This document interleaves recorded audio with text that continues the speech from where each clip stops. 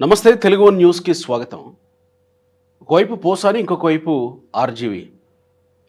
గతంలో అంటే గత ప్రభుత్వంలో ఇలా కూడా మాట్లాడవచ్చా, ఇలా కూడా సినిమాలు తీయొచ్చా, ఇలా కూడా ప్రతిపక్ష నేతల మీద దాడి చేయొచ్చా అనే స్థాయిలో పోసాని, ఆర్జీవి చేసిన కొంత వికృత వ్యాఖ్యలు, వికృత పోస్టులు అందరూ చూసే ఉంటారు.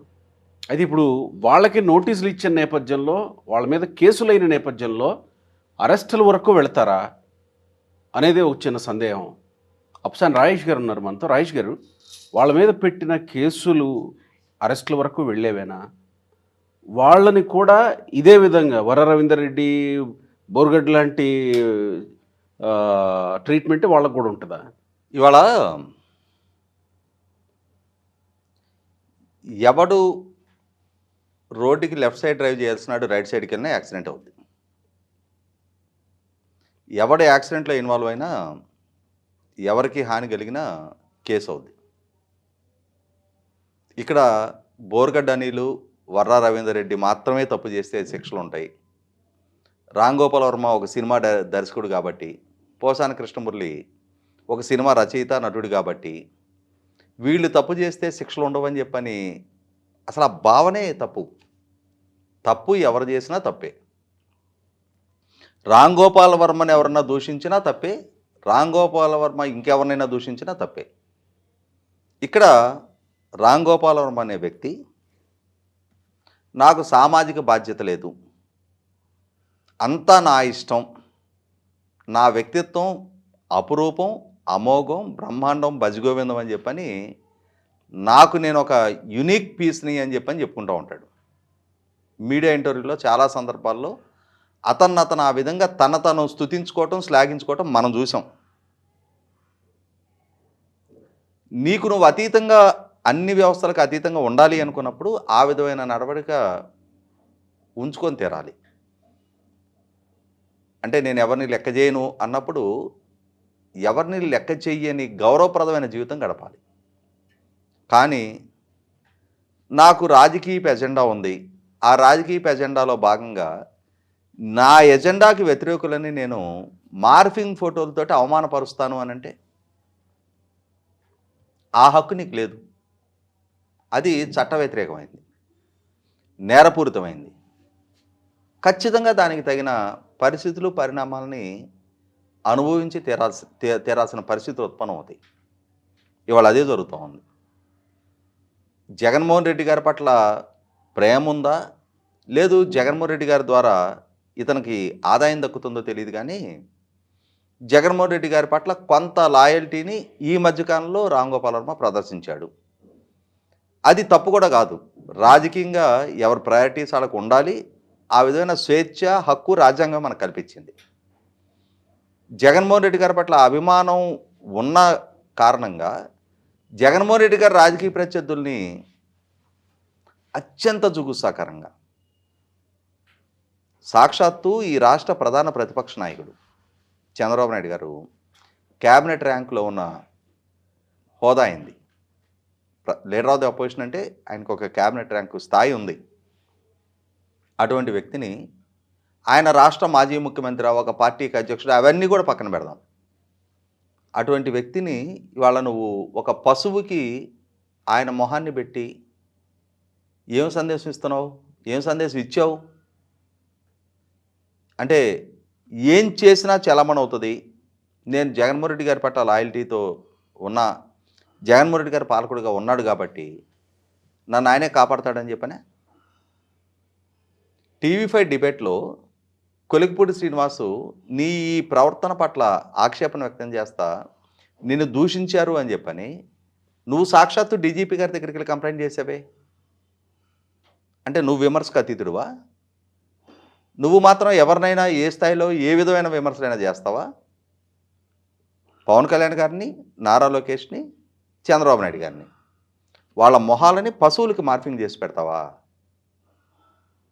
మహిళల బాడీకి వీళ్ళ మొహాలు పెట్టి వీళ్ళని హిజ్రాలుగా చిత్రీకరిస్తావా? పవన్ కళ్యాణ్ గారిని చంద్రబాబు నాయుడు గారి దత్తపుత్రుడిగా చిత్రీకరించడం కోసం ఒక పిల్లాడి బాడీకి పవన్ కళ్యాణ్ గారి మొహం మార్పింగ్ చేస్తావా? దత్తపుత్రుడు అని జగన్మోహన్ రెడ్డి పవన్ కళ్యాణ్ గారిని ప్రస్తావిస్తున్న దానికి బలం చేకూర్చడానికి చంద్రబాబు నాయుడు గారు ఒక పిల్లాడిని ఎత్తుకున్నట్టుగా ఆ మొహానికి పవన్ కళ్యాణ్ గారి మొహం మార్పింగ్ చేస్తావా? అది ఆర్జీవీ డన్ నుంచి వచ్చిందేనా? ఆర్జీవీ ట్విట్టర్ హ్యాండిల్ నుంచి వచ్చినాయి. ఓకే. అధికారికంగా ఉమ్, అతని హ్యాండిల్ నుంచి వచ్చిన ట్వీట్స్ ఇవి. ఉమ్, మరి తన పేరిట సర్క్యులేట్ అయినాయి, తన అఫీషియల్ ట్విట్టర్ హ్యాండిల్ నుంచి వచ్చిన ట్వీట్స్ ఇవి. మరి అటువంటప్పుడు ఖచ్చితంగా దానికి తగిన చట్టపరమైన చర్యలకు బాధ్యుడే. ఇన్ని తప్పులు చేసి ఇవాళ అతనికి ఎక్స్ట్రా అడిషనల్ ప్రివిలేజ్ ఎందుకు ఉంటుంది? అతను అరెస్ట్ చేయాల్సిన సందర్భం వస్తే జుట్టు పట్టుకొని లాక్కెళ్ళి కూర్చోబెడతారు లోపల. ఏం కొమ్ములు ఉన్నాయా? చట్టాన్ని మించిన వ్యక్తుల వీళ్ళందరూ. నిన్ను విమర్శ చేస్తే డీజీపీ వరకు వెళ్ళి కంప్లైంట్ చేసిన రాంగోపాల్ వర్మకి చట్టం మాటను రక్షణ పొందాలని చెప్పని తెలిసిన రాంగోపాల్ వర్మకి ఇవాళ తాను తప్పు చేస్తే అదే చట్టం ముందు తాను కూడా బాధ్యుడిగా దోషిగా నిలబడాల్సిన పరిస్థితి ఉత్పన్నం కావచ్చనే గమనం ఆ రోజు లేదా? ఇదే జగన్మోహన్ రెడ్డి గారు శాశ్వతంగా ఈ రాష్ట్రాన్ని పరిపాలిస్తాడు అని చెప్పని ఆ జగన్మోహన్ రెడ్డి గారు దగ్గర మెహర్బానీ కోసం ఆర్థిక ప్రయోజనాలా, వాళ్ళు ఇచ్చే సినిమా అవకాశాల కోసమా, మరి ఏ ప్రయోజనాలు చేకూరితే ఈ విధమైన దిగజాడు ప్రవర్తనకు పాల్పడ్డాడో తెలియదు, కానీ ఖచ్చితంగా చేయకూడని తప్పులు చేశాడు. ఒక సినిమా క్రియేటర్గా ఒకనాడు తెలుగు జాతే కాదు దేశం గర్వించింది అతను చూసి. ఇవాళ అదే వ్యక్తి తన క్రియేటివిటీని తీసుకెళ్ళి రాజకీయ నాయకుల కాళ్ళ దగ్గర తాకట్టు పెట్టి తన తలని వాళ్ళ దగ్గర ఉంచి దాసోహం అని ఇవాళ వాళ్ళు విసిరే డబ్బులకి ఆశపడి ఈ విధమైన చర్యలకు పాల్పడ్డప్పుడు ఖచ్చితంగా దానికి తగిన పరిస్థితులు పరిణామాలను అతనే హ్యాండిల్ చేసి తీరాలి. అలాగే పోసాని కృష్ణమురళి జగన్మోహన్ రెడ్డి గారి మెప్పు కోసం, మెహర్బానీ కోసం జగన్మోహన్ రెడ్డి గారిని రాజకీయంగా ప్రశ్నిస్తున్న పాపానికి పవన్ కళ్యాణ్ గారి కుటుంబాన్ని ఎంత జుగుసాకరమైన పదజాలంతో తను దూషించింది చూసాం. అరే వీడేంటి తాగొచ్చి ప్రెస్ మీట్ పెట్టాడా అని చెప్పని ఆ ప్రెస్ మీట్ విన్న మహిళలు కూడా వాడేంటి, వాడి భాష ఏంటి అని చెప్పని వీడిని ఎందుకు ఇంకా ఆ విధమైన పదవుల్లో కొనసాగిస్తున్నారు అని చెప్పని కూడా చాలామంది ఆ రోజు అతని సంస్కారాన్ని ప్రశ్నించారు. కానీ జగన్మోహన్ రెడ్డి గారు అతన్ని యథావిధిగా చివరి రోజు దాకా పదవుల్లో కొనసాగింపజేశారు. ఇవాళ అదే పోసాని కృష్ణమురళి సమయం సందర్భం లేకుండా జగన్మోహన్ రెడ్డి గారి పాలనా హయాంలో ఈ ప్రభుత్వం బాధ్యతలు చేపట్టిన తర్వాత కూడా అత్యంత హేయమైన భాషతోటి సోషల్ మీడియాలో పోస్టులు పెడుతున్న వాళ్ళ మీద చర్యలు తీసుకుంటా ఉంటే వాళ్ళను సమర్థిస్తా సమయం సందర్భం లేకుండా టీటీడీ చైర్మన్గా బాధ్యతలు చేపట్టిన బిఆర్ నాయుడు గారిని అరే ఒరే కుక్క అని చెప్పని సంబోధిస్తాడా? ఎంత కండకావరం, ఎంత అహంకారం! అసలు ఎందుకు నువ్వు ఇప్పుడు బిఆర్ నాయుడు గారి ప్రస్తావన తీసుకొచ్చావు? చంద్రబాబు నాయుడు కూడా అన్నట్టున్నాడు అదే మాట గతంలో అన్నాడు, ఇప్పుడు కూడా అరే ఒరే.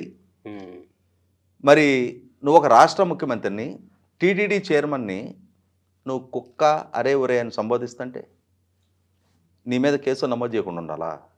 నిన్ను అరెస్ట్ చేయకుండా నీకు ముద్దపప్పు ఆవకాయతోటి నెయ్యేసి ఒడియాలేసి నీకు ముద్దలు తినిపించాలా? ఖచ్చితంగా చట్టపరమైన చర్యలకు బాధ్యులు. రాంగోపాల్ వర్మకి ఏమి అడిషనల్ ప్రివిలేజెస్ ఇవ్వాల్సిన నెసిటీ లేదు. పోసాని కృష్ణమురళి పట్ల సానుభూతి చూపించాల్సిన అవసరం కూడా లేదు. ఎందుకంటే ఇదే పోసాని కృష్ణమురళి అతని భాష మీద నియంత్రణ ఉండదు, అతని హావభావాల పట్ల అతనికి నియంత్రణ ఉండదు, మర్యాద మన్నన అనే విషయాన్ని ఎప్పుడో మర్చిపోయాడు అతను. అటువంటి వ్యక్తి ఇవాళ ఒక యాంటీ సోషల్ ఎలిమెంట్ లాగా ఇవాళ సమాజంలో విద్వేషాలు పెంచే వ్యక్తులు తమకి ఉన్న సినిమా బ్యాక్గ్రౌండ్ని అడ్డం పెట్టుకొని ఆ సెలబ్రిటీ అనే ముసుగులో మీడియా అటెన్షన్ డ్రా చేయడానికి వాళ్ళు ప్రెస్ మీట్ పెడుతున్నారని కానీ మీడియా వాళ్ళ ముందుకు వచ్చి వాళ్ళ ఫుటేజ్ తీసుకోవడానికి అవకాశం కల్పిస్తుంది కదా అని చెప్పని దాన్ని అడ్వాంటేజ్గా తీసుకొని మా నోటి నుంచి వెళ్తే దానికి ఒక గ్రావిటీ ఉంటుంది, 10 మంది చూస్తారు అన్న ఉద్దేశంతో ఏ స్థాయికైనా దిగజారి ఇదే విధమైన ప్రవర్తిస్తున్నప్పుడు మీడియా కూడా ఇటువంటి వాళ్ళని సోషల్ బాయ్కాట్ చేయాలి. ఇటువంటి పదజాలంతో ఇటువంటి కుసంస్కారాన్ని ప్రదర్శించే వ్యక్తుల ప్రెస్ మీట్లని టెలికాస్ట్ చేయటం కూడా, రికార్డు చేసుకోవటం కానీ, కనీసం వాళ్ళ ప్రెస్ మీట్కి అటెండ్ అవ్వటం కూడా వాళ్ళ స్థాయిని వాళ్ళు తక్కువ చేసుకోవటమే. అదే టైము కొంచెం విలువగల వ్యక్తుల దగ్గర, కొంచెం విలువైన సమాచారాన్ని అందించే వ్యక్తులతోటి స్పెండ్ చేస్తే ఆ మీడియాకు కూడా క్రెడిబిలిటీ ఉంటుంది. ఇక్కడ అదే కోవలోకి వచ్చే నటుడు వైఎస్ఆర్సీపీతో ఎక్కువ కాలం ట్రావెల్ చేసి పవన్ కళ్యాణ్ ఫ్రెండ్గా చెప్పబడుతున్న అలీ తప్పించుకున్నాడేమోనే. అలీ ఎక్కడ ఇలాంటి వ్యాఖ్యలు చేయలేదు. బహుశా అలాంటి వ్యాఖ్యలు చేయకపోవడం వల్ల ఆయనకి రాజ్యసభ అన్నారు, ఎమ్మెల్సీ అన్నారు, నంద్యాల ఎంపీ అన్నారు, నెల్లూరు అన్నారు, ఇవన్నీ రాలేదనుకోవాలా? ఇక్కడ రాజకీయంగా జగన్మోహన్ రెడ్డి గారిని అనుసరించే హక్కు, స్వేచ్ఛ అలీకి ఉంది. ఎవరికైనా ఉంటుంది కదా. కాబట్టి ఇక్కడ నేను మొదట్లో ప్రస్తావించింది అదే. అసలు రామ్ గోపాల్ వర్మ గురించి ఇంట్రోలోనే చెప్పింది అదే. నేను రాజకీయపు అభిప్రాయాలు కలిగి ఉండటం వేరు, రాజకీయంగా తమకు నచ్చిన నాయకుడిని అనుసరించడం వేరు, ఆ నాయకుడి ప్రత్యర్థుల్ని రాజకీయంగా విమర్శ చేయటం వేరు, ఈ విధమైన వ్యక్తిత్వ హన్నాలు, వ్యక్తిగత దోషణలకు పాల్పడటం వేరు. అలీ ఏ స్థాయిలో కూడా ఆ మర్యాద గీత దాటల. కాబట్టి అలీకి ఇవాళ ఎవరూ శత్రువులుగా మారల. కానీ ఇక్కడ రామ్ గోపాల్ వర్మ కానీ, పోసాని కృష్ణమూర్తి కానీ ఆ పరిధి దాటారు. అంటే ఆ సంస్కృతి అది పాటించలేదు కాబట్టి అలీకి పదవులు కూడా రాలేదేమో కదా. అయి ఉండొచ్చు. ఎందుకంటే మనం మొన్న ఎమ్మెల్యే అభ్యర్థిత్వాల ఖరారు దగ్గర మహిపాల్ రెడ్డి గారు, మహీధర్ రెడ్డి గారు, మాగుంట శ్రీనివాసులు రెడ్డి గారు, ఆదాల ప్రభాకర్ రెడ్డి గారు వంటి వాళ్ళ దగ్గర నుంచి మనం విన్నాం. ఈ విధంగా దూషిస్తేనే మీకు టికెట్లు అని చెప్పని ప్రతిపాదించారు. వేమిరెడ్డి ప్రభాకర్ రెడ్డి గారు ఈ విధమైన దోషణలకి పాల్పడని వ్యక్తుల్ని పరిగణలోకి తీసుకోబడలేదనేది కూడా మనకు ప్రత్యక్షంగా కనిపిస్తూ ఉంది. కాబట్టి ఇక్కడ జగన్మోహన్ రెడ్డి గారి రాజకీయ ఎజెండా, ఆయన కళ్ళలో ఆనందం చూడటం కోసం చాలామంది బలిపోసులుగా మారారు. ఇవాళ తెలిసి సమాజంలో ఒక స్థాయికి ఎదిగిన వ్యక్తులు కూడా ఇవాళ అదే ఎజెండాను అమలుపరిచి వాళ్ళు బలిపశువులుగా మారారా, విశృంఖలత్వపు మృగాలుగా మారారా అనేది కూడా ఖచ్చితంగా వాళ్ళ ప్రజలకు ఒక స్పష్టత ఉంది. అటువంటి మృగాలని చట్టపరంగా ముక్కుతాళ్ళు వేయాలి, కాళ్ళకి గిట్టలు కొట్టాలి. ఇంకా కూడా కొన్ని మనం ప్రస్తావించకూడదు, కానీ ఇంకా కూడా చేయాల్సిన అవసరాలు ఉన్నాయి. Right sir, thank you.